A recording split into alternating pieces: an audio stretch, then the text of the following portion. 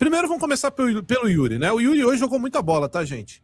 Diga-se de passagem, o Yuri, mesmo perdendo pênalti, hoje o Yuri fez o que a gente espera que o Yuri faça, né?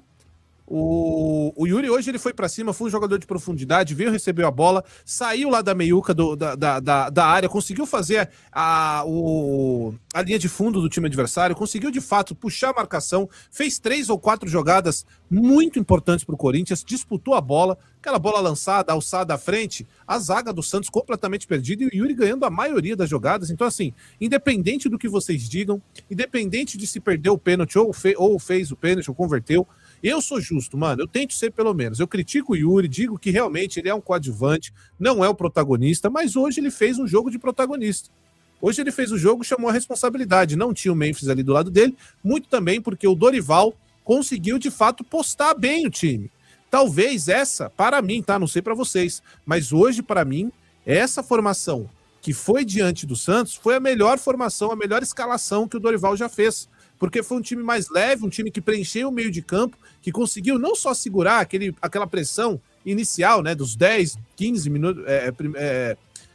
minutos ali iniciais, que o time da casa vai tentar de fato dar aquela pressionada, mas como também foi muito agressivo, né, conseguia toda hora soltar o Mateuzinho, o Matheus Bidu, o Yuri toda hora vindo receber essa bola, né, de lado, com profundidade.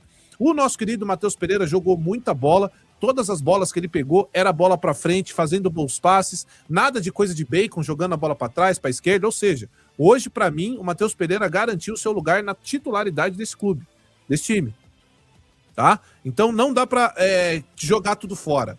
Tiveram muitas coisas boas, o Corinthians dominou o primeiro tempo inteiro, conseguiu de fato não deixar o Santos fazer absolutamente nada, o Gabigol ficou preso lá, fez aquele gol irregular no início da partida, ficou preso sozinho lá na frente, nenhum dos atacantes do Santos conseguiram arrumar nada, nem o Robinho Júnior, nem que entrou depois segundo tempo, né, mas nem o Barreal conseguiu fazer nada, enfim, Zé Ivaldo fez a boa pra gente, ainda assim o Yuri fez a boa pro Santos, né. Mas enfim, esse primeiro tempo aí, rapaziada, o Corinthians conseguiu de fato fazer um volume de jogo que ali, cara, se é um time que não é alérgico a goleadas, que não é um time alérgico a gol, na verdade, a gente era para ter saído facilmente, no mínimo com 2-0. Mas pelo que a gente viu apresentado, se esses jogadores tivessem um pouquinho mais de capricho naquele último passo para deixar um companheiro na cara do gol, a gente teria saído ali com 3-0 de forma tranquila. Tá? A gente teria saído ali de 3-0 de forma tranquila. Agora, diante do que foi, diante do que a gente viu, não faz o menor sentido você conseguir ceder o empate para uma equipe tão ruim quanto é o Santos. E veja, eu não sou o Real Madrid das Américas, o Corinthians está longe disso, pelo amor de Deus. Agora o Santos é ruim, gente. Meu Deus do céu, principalmente essa zaga do Santos é tenebrosa, uma zaga muito ruim de fato. O Corinthians conseguia, com espaço absurdo, de forma fácil, fazer a triangulação, inverter a jogada, passar aquela bola em profundidade, toda hora o Yuri levava melhor, o lance do pênalti mesmo no Yuri, ele faz de idiota a defesa do Santos, né? Então o Santos simplesmente tem um time muito duvidoso, tá? No mínimo duvidoso. Ah, mas olha, teve lá o lance do crime, né? Onde a falta não existiu. A gente vai chegar lá, rapaziada, mas eu quero também, antes de mais nada, para ser justo, critiquei o Carrídio no gol do Tilápia, do São Paulo, que ele tava podre, aquela madrugada lá deve ter sido curta para ele, mas no jogo de hoje, correu pra caramba, fez a marcação que a gente espera que o Carrídio faça, se dedicou para não deixar que o Santos progredisse, além de pegar essa bola e todas as vezes fazer o que ele sabe fazer, clarear a jogada. O Carrídio, quando quer jogar bola, cara, é um puta do jogador. E o Carrídio jogou hoje muito bem. Conseguiu de fato fazer aquela função que a gente espera dele, né, que é a marcação, que é a saída de bola, e depois também na marcação não ficou atrás, tá? Então hoje, para mim, o Carrídio jogou também muita bola. Galera, teve muita gente que jogou muito bem hoje.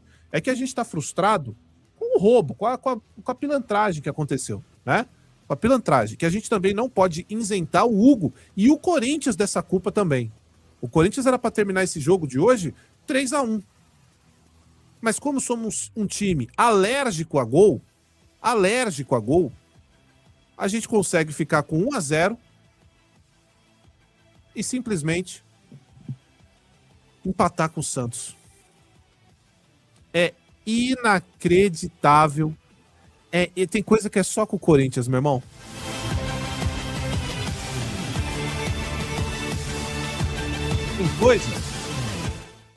Tem coisa que é só com o Corinthians, mano. Tem coisa que você não vai ver acontecer com outro time, é só aqui. É impressionante como a gente consegue, de fato, entregar a paçocada no momento que você já tá esperando. No momento que você já tá esperando, o Corinthians entrega a paçocada. Então assim, rapaziada, ó, não tem como se alongar a respeito disso, né? Tem como se alongar. Tem muito como se alongar, porque acaba o primeiro tempo, o Corinthians simplesmente morreu. Acabou o primeiro tempo, o Corinthians simplesmente morreu. Então não adianta também a gente ficar só pensando, houve o roubo, houve o crime, houve. É um fato. Antes de chegar lá, precisa se dizer que no segundo tempo o Corinthians morreu. E sabe por que morreu? Agora vocês vão ficar puto comigo. Agora você vai ficar puto comigo. E tem que ser dito, assim. Tem que ser dito. Tem que ser dito. O Dorival colocou o Rodrigo Garro e matou o time. O Rodrigo Garro não é o jogador para fazer a função que estava fazendo o Carrídio. Rodrigo Garro não é o jogador para fazer a função que estava fazendo o Ranieri. Rodrigo Garro é o jogador para segurar essa bola, para ser o cara que vai picotar o jogo, para jogar de frente para a área, não para voltar para marcar. E no momento que ele começa a fazer o desmanche do sistema que estava ali bem postado no Corinthians, ele mesmo, o próprio Dorival, arruína o sistema que ele tinha montado e o Corinthians começa a perder o meio de campo, o Santos vem para cima, porque ao mesmo tempo em que o Dorival coloca o Rodrigo Garro, e veja, gente, a culpa não é do Garro. O Garro não tem culpa. O Garro não é para jogar na circunstância em que foi armado esse time. Então, no momento que o Dorival muda esse time, ele tira o Garro e coloca o... Quem que ele coloca? Ele tira primeiro... ele tira o Garro, coloca o Charles. Não, ele tira o Ranieri e coloca o Charles. Quem que entra... Não, ele tira o Carride e coloca o Garro. Arruinou o time. Depois ele coloca o Charles para tentar arrumar no lugar do Ranieri. E aí ele mata o próprio sistema que ele montou para esse jogo. Que para mim é a melhor escalação do Dorival desde quando ele chegou. O Corinthians que a gente viu hoje estava muito bem postado, cara. O Santos não conseguia sair. O Corinthians não se esforçava muito para tomar a bola ia para lá e retornava para a gente. Mas por quê? Porque o Dorival conseguiu tomar o meio de campo, conseguiu deixar um time muito bem postado e blocou a saída de bola dos dois lados do Santos, que é o que o Santos gosta de explorar. Só que estava funcionando enquanto você tem jogadores com características mais defensivas, que tem uma boa saída de bola, mas também tem essa característica defensiva. Quando ele coloca o Garro não consegue, não é a dele. Não consegue. Então a gente passa a perder o meio de campo, porque você não tem mais solidez defensiva, o time do Santos vem pra cima, porque a hora que o Vojvoda viu que tava pra perder, ele colocou 700 atacantes, pô. Então é lógico que a gente ia ficar debilitado. Em vez do Dorival enxergar isso, ele faz 6 por meia dúzia. Ele tira o Yuri Alberto e coloca o Vitinho. O Vitinho nem tocou na bola, gente. O Vitinho nem tocou na bola, pô. Aí não dá pra culpar o Bidu e o Mateuzinho. Os caras fizeram um primeiro tempo absurdo, 100% de dedicação. Segundo tempo não tem como. Como é que você mantém dois tempos assim, full time? Essa pressão toda, essa entrega toda. Não faz, não dá.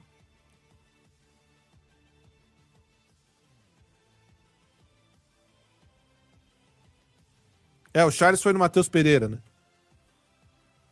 Então, eu não sei o que dizer pra vocês. Porque o Dorival hoje, cara, sinceramente assim, qual é a dificuldade de você manter a porra da escalação até o fim do jogo, a não ser que o jogador peça? Mas, velho, eu vou te falar, hein? Jogador olha pra mim. Ainda bem que eu não sou técnico. Vocês podem falar aí, caralho, Coração, ainda bem que você não é técnico. Vou te falar, se eu tô com o time bem postado, segurando o jogo, finalzinho, faltando 15 minutos, Carrilho olha pra mim e fala, professor, deu. Eu vou falar, irmão, segura mais 10. 5 minutinhos final, eu tiro você. Por quê? A hora que eu for te tirar, você faz uma cera, a gente ganha mais um tempinho. O jogador que for entrar dá mais uma segurada, cai no chão. Ah, não. Você tira a porra do Carrillo, você desmonta completamente o que você tinha, que era permanecer com a bola, que era posse de bola. O Corinthians volta pro segundo tempo já morto. Já morto.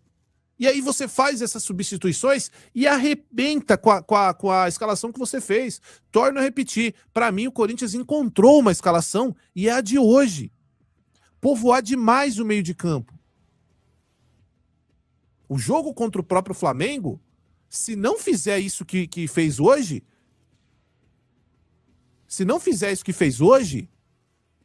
vai tomar peia. Se a gente perder o meio de campo pro Flamengo, vamos tomar peia. Então a escalação, para mim, que o Dorival encontrou hoje, é a escalação final.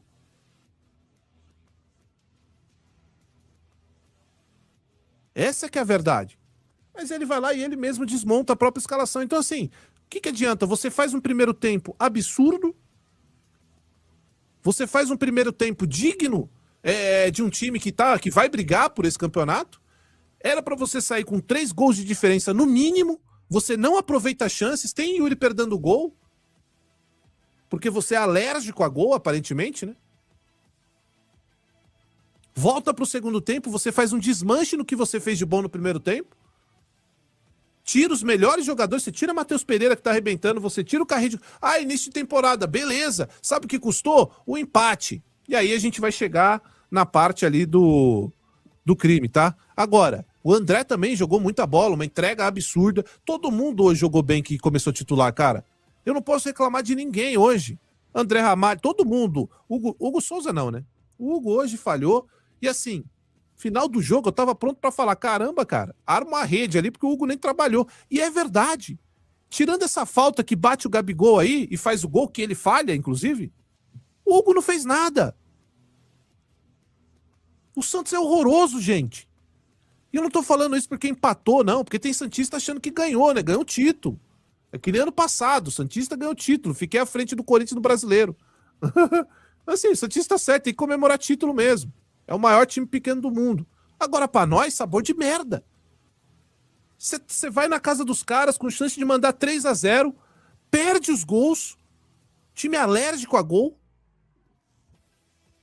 e ainda cede o empate no final, com ou sem roubo, falha do Hugo.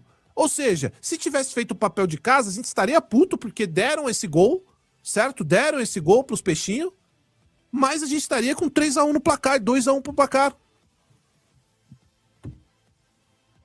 Porra, inacreditável, cara. Inacreditável, cara. Inacreditável. E os 10 minutos, a gente vai continuar a resenha, tá, rapaziada? E os 10 minutos de fogos? Ah, cara, isso aí é o que eu tô falando, né, cara? O Santos é o maior time pequeno do mundo. Essa que é a verdade. Os caras lá, cara, quando um time grande joga na Vila Belmiro, essa que é a verdade. Quando vai algum time grande jogar na Vila Belmiro, é festa, entendeu? Porque vai lotar a Vila. Talvez o único dia do ano que vai lotar a Vila foi hoje. Essa é a verdade, né? Ah, não, vai ter outro, que a gente vai mandar um jogo lá na Vila. Então vai lotar, né? Vai lotar. O único jeito de lotar um jogo na Vila é quando vai o Corinthians lá, quando vai time grande jogar lá. E quando joga o Santos mesmo, não dá. Agora, cara, pelo amor de Deus, rapaziada, não dá, não tem a menor condição. A menor condição. A menor condição. Perdeu os gols que perde, não construía jogadas, né? Teve várias oportunidades ali que o Bidão tá com essa bola, o Yuri tá pedindo passagem sozinho. Aí toca pro lado, toca pra esquerda, volta. Pô, rapaziada, tem coisa que incomoda, cara. Tem jogador que tem que aprender, ó. O jogo é pra frente. Olha pro Matheus Pereira. 2 partidas eu não vi esse moleque tocar uma bola sequer pra trás. Vocês viram? Vocês viram? Eu não vi. Eu vi isso daí, Rafael. O pé do Gustavo Henrique ficou todo fodido. Então, cara, pelo amor de Deus, mano. Não faz o menor sentido. O menor sentido. Faz sentido. Nenhum.